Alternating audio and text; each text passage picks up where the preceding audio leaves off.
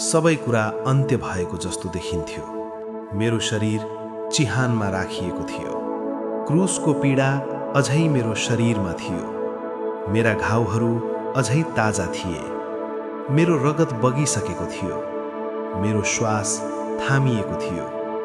तिमीहरू रोइरहेका थियौ। तिमीहरूको हृदय टुक्रिएको थियो। तिमीहरूले सोचेका थियौ, अब सबै सकियो।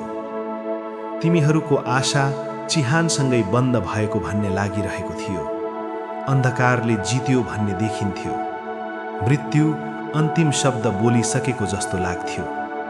तर तिमीहरूले अझै बुझेका थिएनौ। पिताको प्रेम कहिल्यै चिहानभित्र बन्द हुँदैन। त्यो तेस्रो दिन पिताले मलाई उठाउनु भयो। म आफ्नै शक्तिले मात्र उठेको होइन, मलाई प्रेमले उठायो। मलाई पिताको महिमाले उठायो।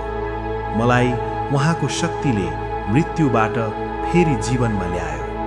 र जब समय पूरा भयो, पिताले स्वर्गबाट एउटा स्वर्गदूत पठाउनु भयो। त्यो स्वर्गदूत आयो। उसले चिहानको ढुङ्गा हटायो। पृथ्वी काँप्यो र पहरा दिनेहरू भयले थरथर काँपे। ढुङ्गा मलाई बाहिर निकाल्न हटाइएको थिएन, तर संसारलाई देखाउन हटाइएको थियो कि चिहान अब खाली छ। मृत्युले मलाई समाउन सकेन। अन्धकारले मलाई रोक्न सकेन। नरकले मलाई बन्द गर्न सकेन, किनकि पिताले मलाई उठाउनु भयो। म उठे। म त्यही हुँ जसले विश्वासघात सह्यो, जसलाई कोरडा हानियो, जसको शिरमा काँडाको मुकुट गाडियो, जसलाई उपहास गरियो, जसले क्रुस बोकेर हिँड्यो, जसका हात र खुट्टामा किला ठोकियो। म त्यही हुँ, तर आज म मृत होइन, म जीवित छु। मेरा घाउहरू अझै थिए, तर अब ती हारका चिन्ह थिएनन्। ती प्रेमका प्रमाण बनेका थिए। ती दयाका चिन्ह बनेका थिए। ती तिमीहरूको उद्धारको साक्षी बनेका थिए। हरेक घाउले भन्छ, मैले तिमीहरूलाई अन्तिमसम्म प्रेम गरेँ। हरेक दागले भन्छ, मैले तिमीहरूलाई छोडिन। हरेक पीडाले भन्छ, तिमीहरूलाई जीवन दिन मैले मृत्यु स्वीकारेँ। तिमीहरू डराएका थियौ। तिमीहरू लुकेका थियौ। तिमीहरूको मन अझै शोकले भरिएको थियो। तर म तिमीहरू कहाँ आएँ। तिमीहरूको बीचमा उभिएर मैले भने, शान्ति तिमीहरूलाई होस्। किनकि मेरो पुनरुत्थान सिर्फ मेरो विजय थिएन, यो तिमीहरूको लागि जीवनको ढोका थियो।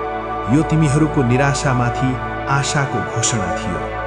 यो तिमीहरूको मृत आत्मामा नयाँ श्वास थियो। जब तिमीहरू रोँदैछौ, जब तिमीहरू थाक्छौ, जब तिमीहरूलाई लाग्छ सबै सकियो, खाली चिहान सम्झनु, ढुङ्गा हटाइएको त्यो बिहान सम्झनु, पिताले मलाई उठाउनु भएको महिमा सम्झनु। मृत्यु अन्तिम कुरा होइन, पीडा अन्तिम सत्य होइन, अश्रु अन्तिम अध्याय होइन। पिताको हातमा सधैँ पुनरुत्थान छ। म केही समय तिमीहरूसँग हिँडेँ, तिमीहरूलाई बोलाएँ, तिमीहरूको डरलाई छोएँ, तिमीहरूको शङ्कालाई प्रेमले भरेँ। तिमीहरूले मलाई देख्यौ। तिमीहरूले मेरो आवाज फेरि सुन्यौ। तिमीहरूले मेरा घाउहरू देख्यौ। तिमीहरूले थाहा पायौ म साँच्चै जीवित छु। तर मेरो प्रेम यतिमै रोकिने थिएन, किनकि मलाई थाहा थियो, यदि म गएँ भने तिमीहरू फेरि एक्लो भएको महसुस गर्नेछौ। त्यसैले मैले तिमीहरूलाई प्रतिज्ञा दिएँ, तिमीहरू एक्लो रहने छैनौ।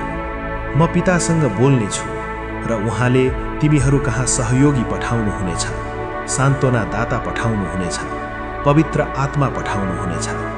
उहाँ तिमीहरूसँग बस्नुहुनेछ। उहाँ तिमीहरूभित्र वास गर्नुहुनेछ। उहाँले तिमीहरूलाई सम्झाउनु हुनेछ कि म अझै तिमीहरूसँगै छु। मेरो शरीर तिमीहरूका आँखाबाट टाढा जान सक्छ, तर मेरो उपस्थिति तिमीहरूबाट कहिल्यै टाढा जाने छैन। त्यसपछि तिमीहरू हेर्दै गर्दा म स्वर्गतिर उठाइए। तिमीहरूका आँखाहरू आश्चर्यले भरिए।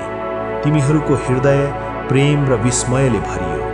तिमीहरूले मलाई माथि उड्दै गरेको देख्यौ, महिमातिर फर्किँदै गरेको देख्यौ, पिताको उपस्थितिमा प्रवेश गर्दै गरेको देख्यौ, तर त्यो विदाई छोडेर जाने विदाई थिएन, त्यो प्रतिज्ञा सहितको विदाई थियो। मेरो हृदय अझै तिमीहरूसँगै थियो, मेरो प्रेम अझै पृथ्वीमै फैलिएको थियो, मेरो दया अझै तिमीहरूलाई अँगालिरहेको थियो। र म आज पनि तिमीहरूलाई यही भन्छु, डराऊ मत, तिमीहरू एक्लो छैनौ, म तिमीहरूलाई टुहुरो छोड्ने छैन। मैले पवित्र आत्मा पठाएँ कि तिमीहरू सान्त्वना पाओ, शक्ति पाओ, मार्गदर्शन पाओ र हरेक अन्धकारमा पनि मेरो उपस्थितिलाई महसुस गर्न सकू।